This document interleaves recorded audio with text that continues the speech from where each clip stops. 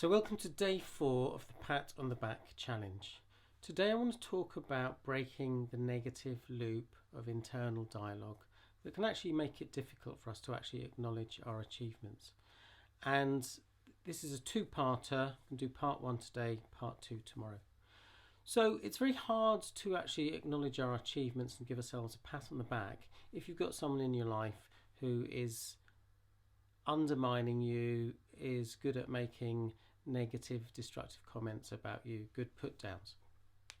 I remember working with a client who was in her teenage years, and she had one parent who was lovely and one parent who was very negative and destructive, was often criticizing her in front of friends.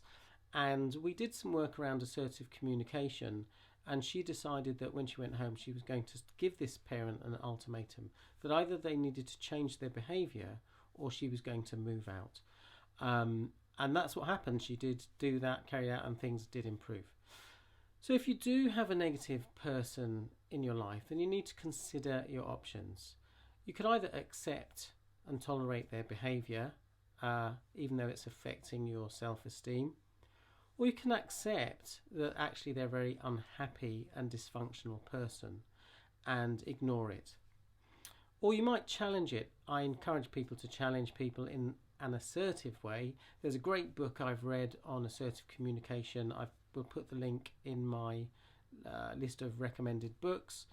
And I did have a client who, if anyone said something unpleasant to them, she would use 2 words. I have talked about this before.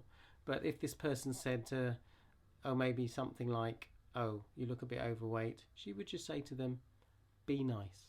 And they would often, she said they'd often respond by saying, "Yeah, but I'm just trying to," and she'd say, "Be nice." And they'd say, "Yeah, I'm just trying to," and she'd just say, "Be nice." And finally they'd get the message and shut up.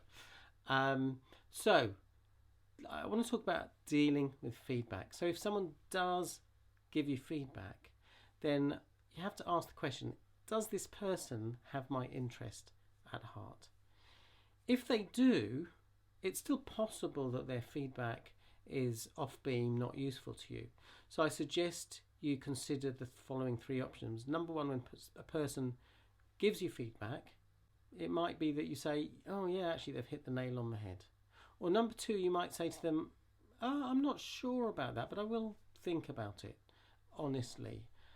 Number 3, you sort of might say, "Well, actually, yeah, I've thought about what you've said, but that just really doesn't work with me." If that person doesn't have your interests at heart, then it may be that their comments need to go in the rubbish bin. You might consider the 3 options I've just mentioned, but it might be that you just need to discard what they're saying. I remember someone once saying 99% of what people say about you actually has nothing to do with you. It's more their stuff, their dysfunctional behaviour. I've worked with a few people who've said this same pattern that I'm about to describe. Their manager will give them a piece of work to do, and when they complete the work and give the work back to them, the manager will tell them, "Oh, you've done that job completely wrongly. It's not what I wanted. You're incompetent." And the person actually responds by saying internally, "Oh, okay, I must be incompetent." I call that the Santa effect. It's when we're little, we're told that Santa exists, and without question we say, "Oh yeah, okay."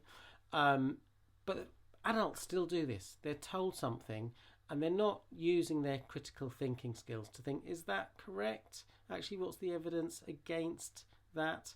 And often when I talk to people, they say, yeah, they recognise that this manager is playing that game. And they actually say, "Look, I'm happy to do that task, but I need clear guidelines so that actually I'm more likely to do what you actually want me to do." So your job, if you choose to accept it, is to think of at least one thing that you've done over the last 24 hours that you can give yourself a pat on the back for. You might choose more than one. I have mentioned already that I suggest clients that they think or write down at least 3 things they've done each day, but at least one, that's the minimum. So feel free to write your comment below this video, and in the next video, I will talk about how to break that internal dialogue that's going on inside your head.